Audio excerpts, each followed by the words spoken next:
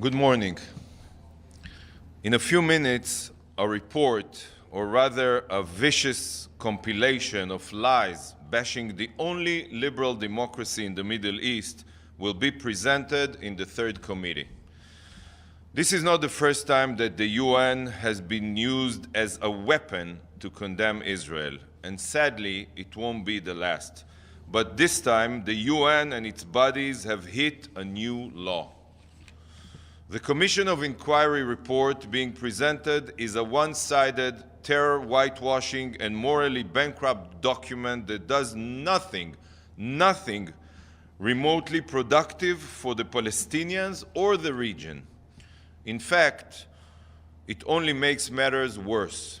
It shows the terrorists of Hamas and Islamic Jihad, the true oppressors of the Palestinian people, that terror pays off.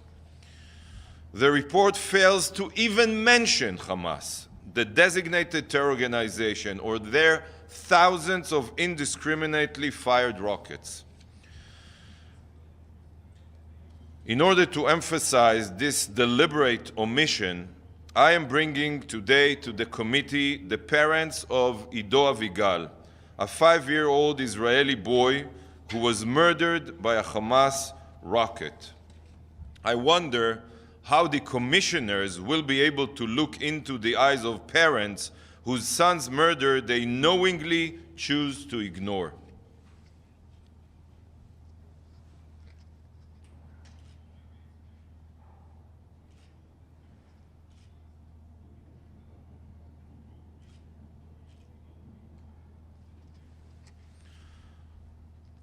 This supposedly impartial commission of inquiry had one purpose from the start, and it wasn't to investigate the underlying roots of the conflict.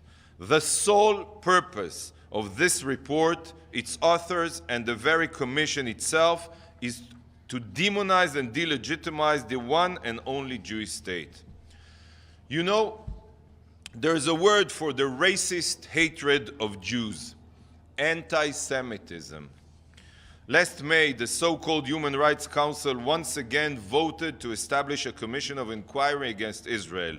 I say once again because 30% of the council's established COIs targeted Israel, a law-abiding democracy. But this is par for the course for the council.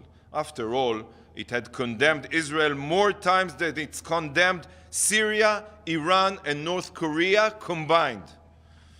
It's clear that the Council has an obsession with Israel, which constantly comes at the account of the words true human rights violations. Look at which countries on the Council voted in favor of establishing this shameful COI against a robust democracy. If you were wondering whether the free countries on the Council, who are a minority, by the way, were the ones who voted in favor of establishing this libelous body, then think again. Libya, Somalia, Cuba, Venezuela, Russia, China were among the member states pushing for this inquisition.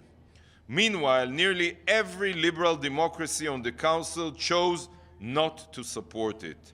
This alone speaks volume. Just as we heard President Biden yesterday expresses his strong condemnation of the COI and the damage it causes. Yet, aside from the hypocrisy behind the Commission's establishment, the choice of commissioners was the nail in the coffin.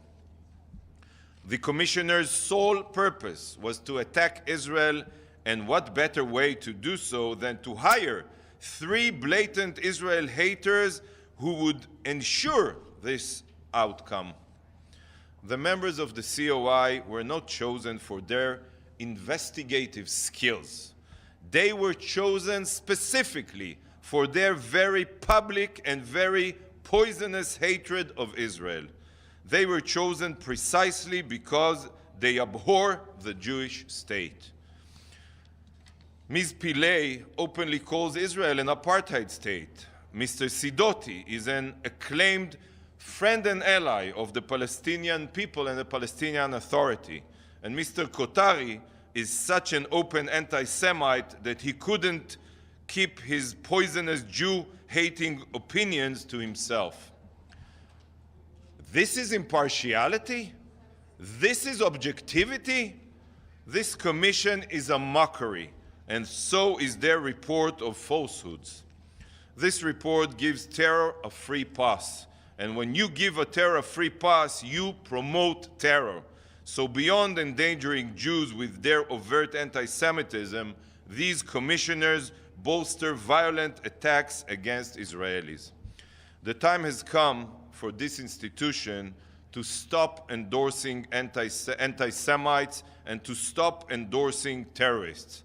Maybe, only maybe, the UN could learn from Adidas when it comes to hiring blatant anti-Semites. Thank you. Could we ask you a question about the other news of the day, which is the deal between... Sorry, not now. The deal between... After the committee discussion. Thank you. No, I'm sorry.